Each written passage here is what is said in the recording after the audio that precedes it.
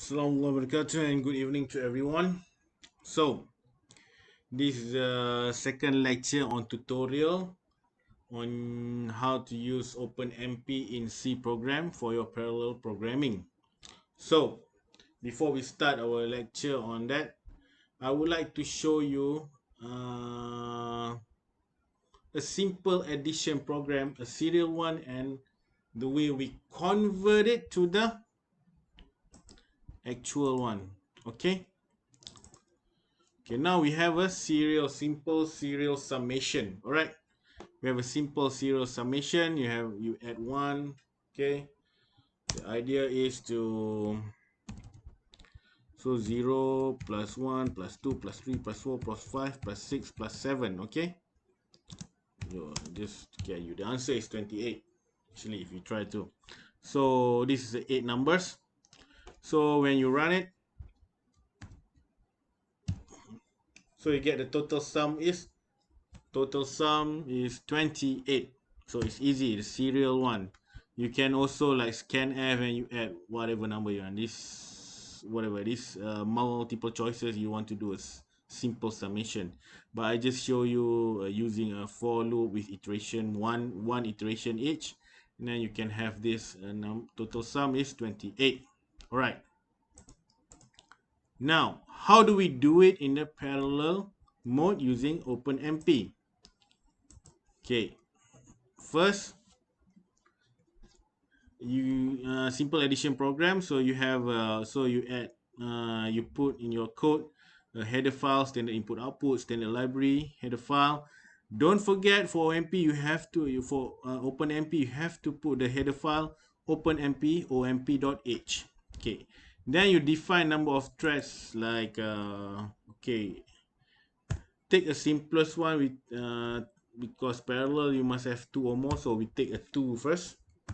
Okay, let's say we take a 2.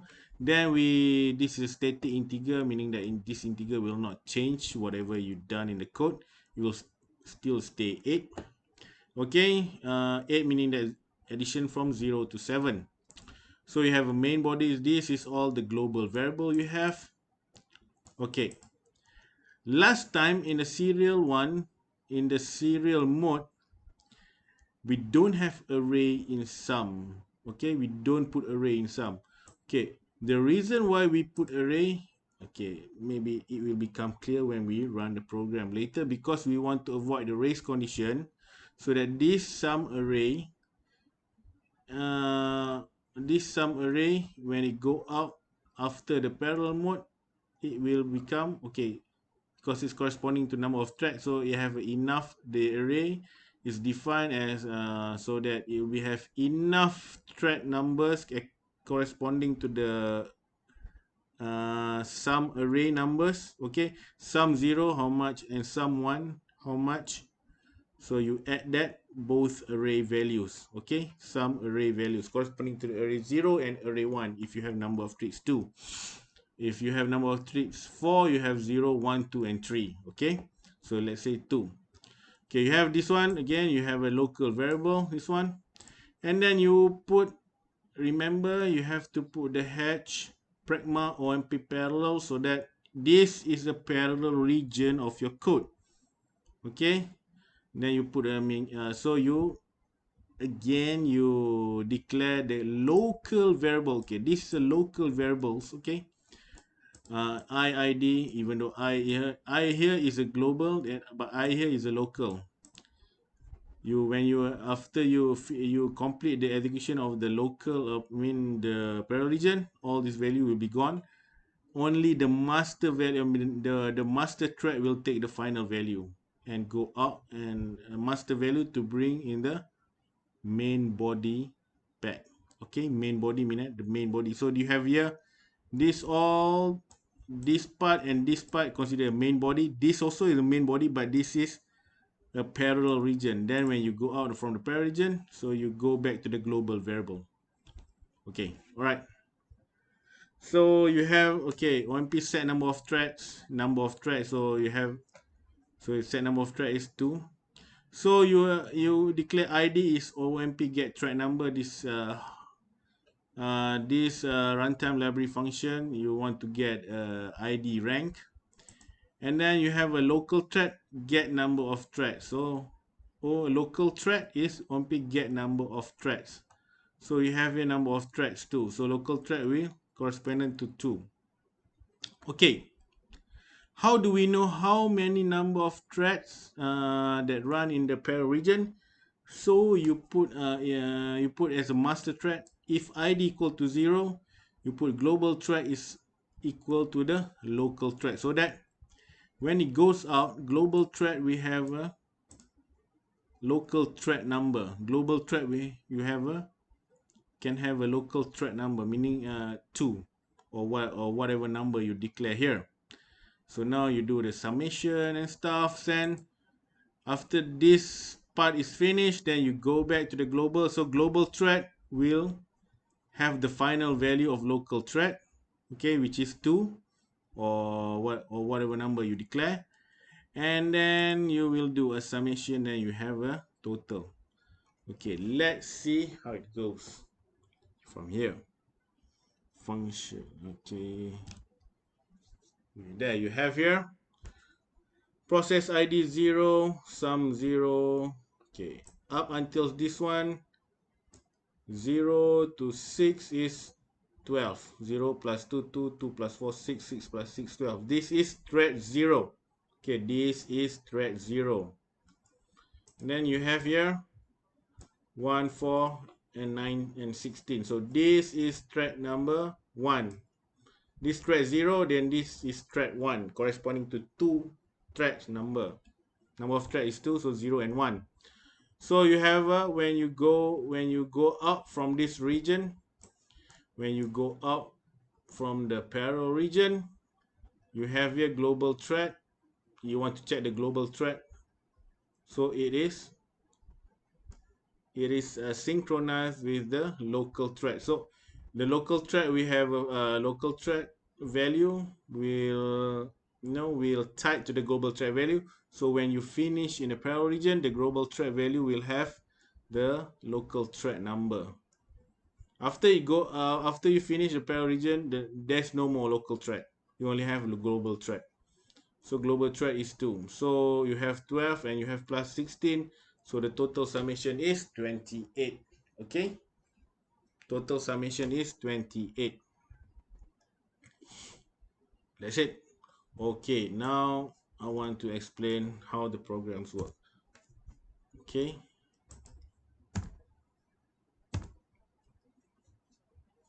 And then let's say you put 4. Let's say this is a 4. So you run.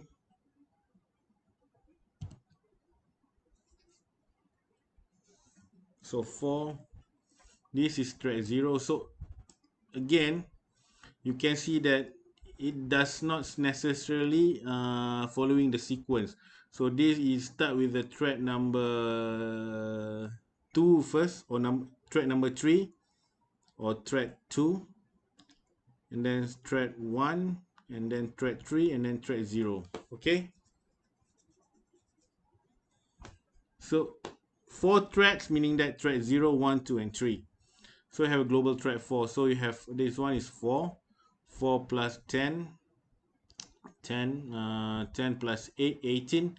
18 plus, sorry, 4. 4 plus 10, 14. 14, 8, 4. 1 is 6. 4 plus 6, 10. And then 10 plus 8, 18. 18 plus 10 is 28. So you get here 28. So let me explain that. Let's say we have a number of threads 4. Okay. Okay, the way we done the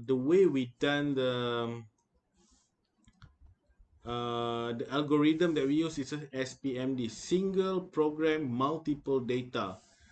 You have here a program, you have data 1, data 2, data 3, and data 4.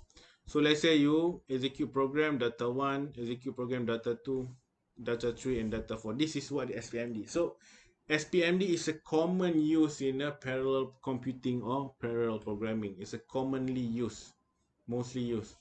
So let's say, okay, this number of thread, let's say we have here is 4. Let's say 4. Okay. Then we run here. We run here.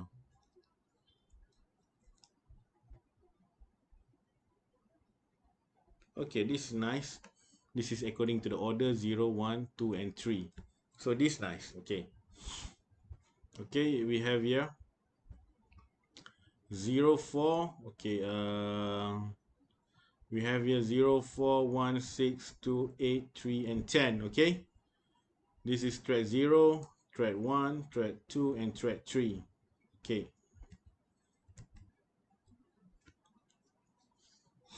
Okay, when you run here, if id equal to, okay, when you run here, this is you set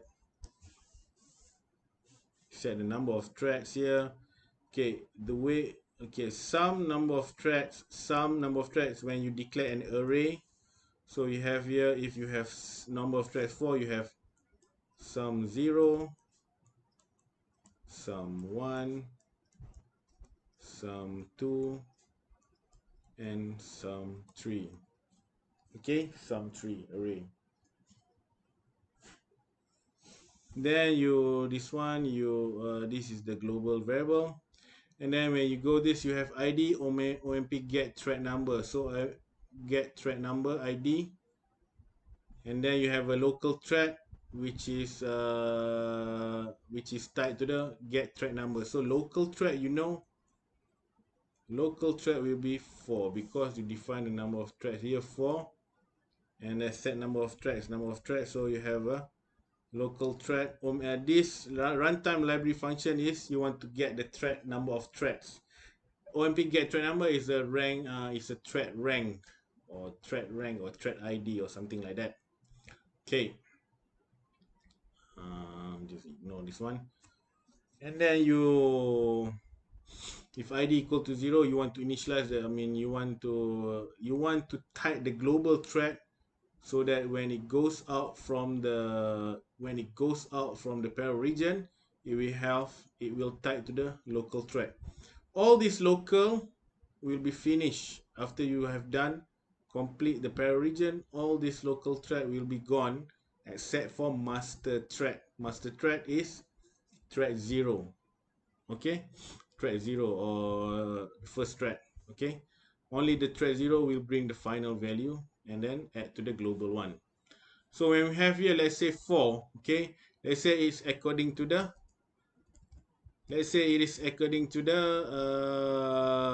sequence 0, 1, 2, and 3. It can also start with 3, 3, 0, 1, 2. It doesn't have to follow the sequence. But this time around, if you try to run again, it will have a different sequence. But this one is a nice one. So randomly, in random they have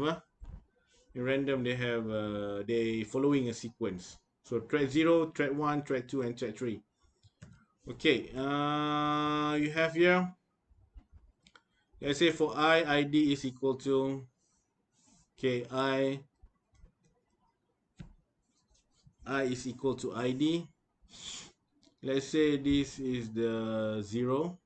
Okay, let's say it start with the I equal to 0, then I is less than, okay, sorry. So you have 0 is less than item is 8, and then you have I plus local. So 0 plus the next I, 0 plus 4 is I4. Okay, so when you have sum id sum, so id is sum id, I is equal to sum 0. Sum 0 is 0. Okay, sum 0, sum 0, sum id sum 0, 0 plus 0. Okay, the first iteration. Okay, iteration I0 sum 0 plus 0 equal to 0. then you print f. So the second one is 4, I equal to 4, I equal to 4, 4 less than 8, then I equal to 4 plus 4, 4 plus 4 is 8. Okay, 4 plus 4 is 8. So this one, the next sequence, because 8 is not less than 8, so the next it will execute only 2. So the sequence, this is the second iteration. There will be no third iteration. So you have 0, so you have sum plus I. So sum 0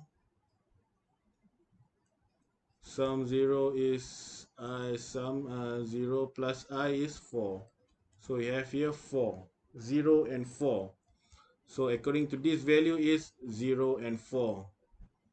Okay, settle. So this is the thread 0, or the value is sum 0 is 4. So this is the first one. Okay, and then you go to the thread number 2. First iteration, thread 0, first iteration. So I is equal to what? Of course, I equal to 1. So I 1, 1 is less than 8. Then the next one is I 1 plus 4 is equal to 5. So sum 1 will be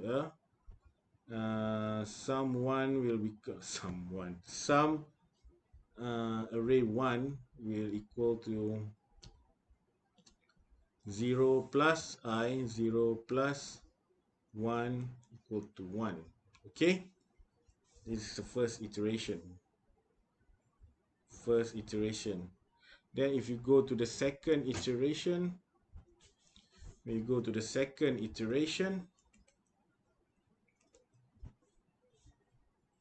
you will have I is equal to 5, this value I equal to 5. So again, this value I equal to 4. This one I equal to 5. 5 is less than 8, and I is 5 plus 4 equal to 9. So there will be no third iteration. So sum is 1 plus 4. Okay, 1 plus 5. 1 plus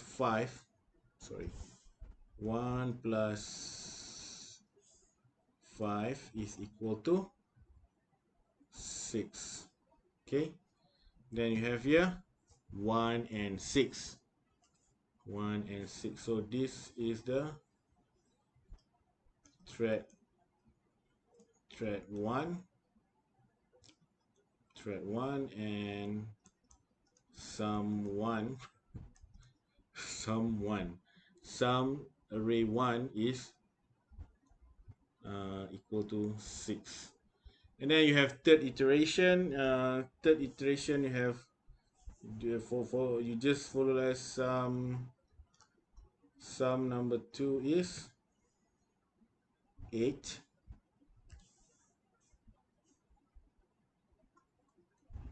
and sum number 3 is 10. So you have 4, 6, 10, 10, 8, 18, 18 plus 10 is 28. So I hope you understand that. So this is how this is the long way actually, but this is without knowing anything. You only have you only know the sum of the runtime library, and you only know how to use pragma OpenMP parallel. So this is the way you have to declare an array, okay, so that will not become a race condition.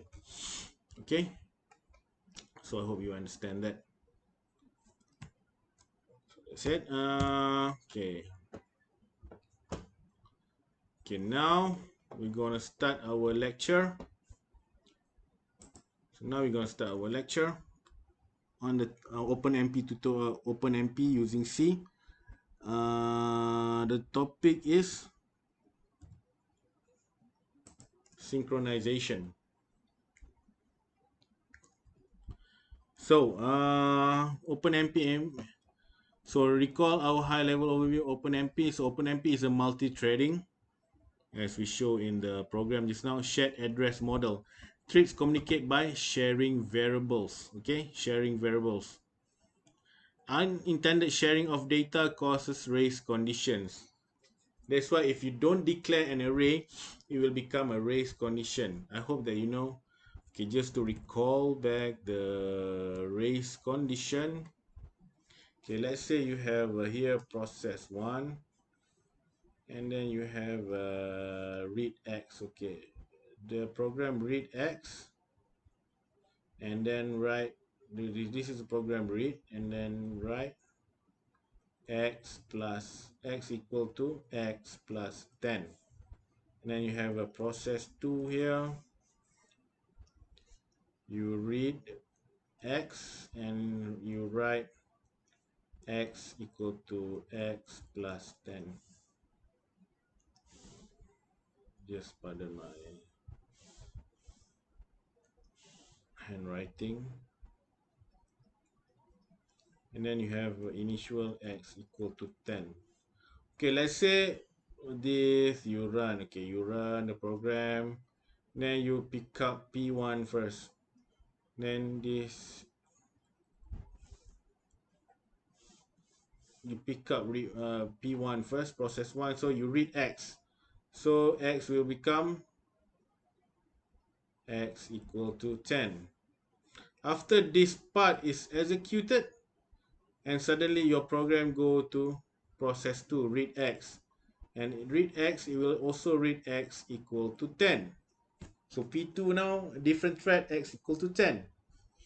Let's say it comes back to, let's say it comes back here, it will read the right session of process 1. X equal to x plus 10. So x equal to 10 plus 10 is 20. So this is the value. Finish process 1. And then it goes, now it goes to this part of the program, right? X equal to 10. Because P2 hold the value 10, so it will also read x equal to 10 plus 10 is 20, which is wrong. Sorry, use a different color. Which is wrong. Actually, x equal to 30, because after you execute 20, 20 plus 10 is 30. So this is the race condition. The simplest meaning of race condition. That's why I have to declare an array, so that this race, there will be no race condition. If not, it will step on each other. Okay, there's one way. So use synchronization to protect data conflicts. I use an array, and then that one use an array so that it will synchronize correctly. But synchronize to control race condition. Okay, in the previous parallel program, for simple summation, we don't use a synchronization. We just declare an array so that it will avoid array condition. But this is the long and hard way. Later, by next week, I will show you the simple. I mean, without you using the synchronization. Okay, synchronization is expensive. When you go back to this one, what is a synchronization? Meaning that you want to, okay, you do a mutual exclusion, exclusive, so that you must run, or you must complete the process 1 first, and then you go to the process 2. But the synchronization is expensive. If you do so many synchronizations, it will defeat the purpose of parallel programming. It will just become like a serial one. So you have to plan your code. You have to plan your code carefully, so that you will use minimal synchronization process. Okay. So what is the synchronization? Synchronization, bringing one or more threads to a well-defined and known point in their execution. The two most common forms of synchronization are barrier. Okay, barrier, each thread wait at the barrier until all threads arrive. So just like this program, you have some zero, you have, okay, if you put a barrier here, you have a barrier. Okay, this sum 0, this is sum 1. It's always funny, sum 1 at the barrier, this is the barrier, and then sum 2 and sum 3. So it sum 0, 1 and 2 and 3 wait each other. The program will wait each thread to arrive at the barrier so that they can join into one program. So this is each thread wait at the barrier until all threads arrive, and then it will join as one program.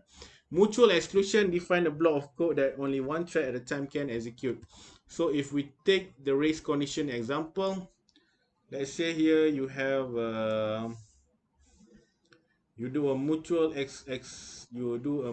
exclusion. Okay, so you have a p when you do a mutual exclusion, so that you complete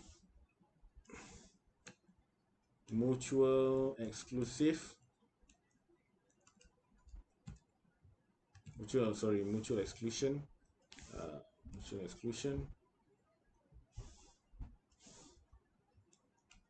mutual exclusion. So you have a complete p1 first.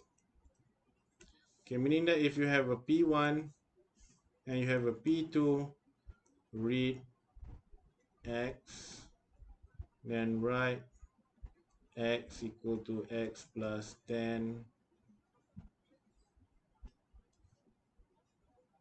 Oh, sorry. Damn it.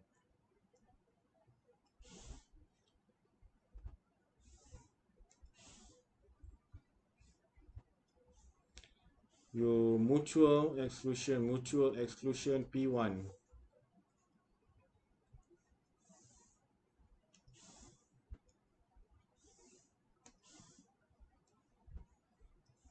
So read x and then write x equal to x plus 10. Okay, you have to, when you do a mutual exclusion, you wait until p1 finish, p2 will be whole until p1 finish.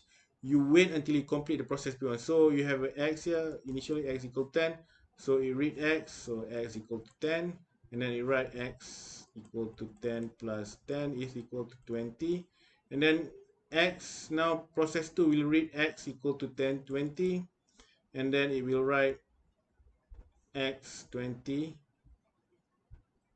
equal to 20 plus 10 equal to 30. So you will have a correct value. So this is a mutual exclusion. So let's say you complete the P1 first, process 1 or thread 1 first. Okay, so that's it.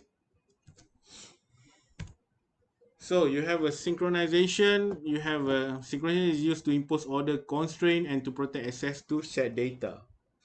So high level synchronization, you have a critical section like a mutual exclusion, and you have a barrier. So barrier, each thread waits until all threads arrive. So you have a pragma on p parallel, and then you put, okay, this integer id, and then you call a function big calculation, and then you put a pragma on p barrier so that each thread will waits until all threads arrive at the barrier, so that it will execute this function big calculation id a second function.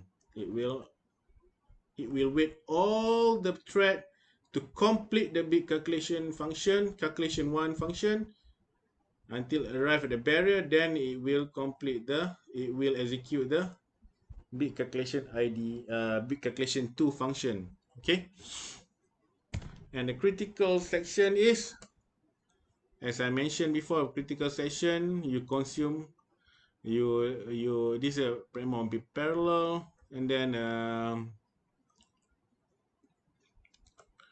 critical is you have to complete this part first.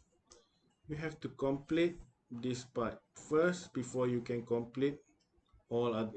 This one will be completed first, and other thread will be whole.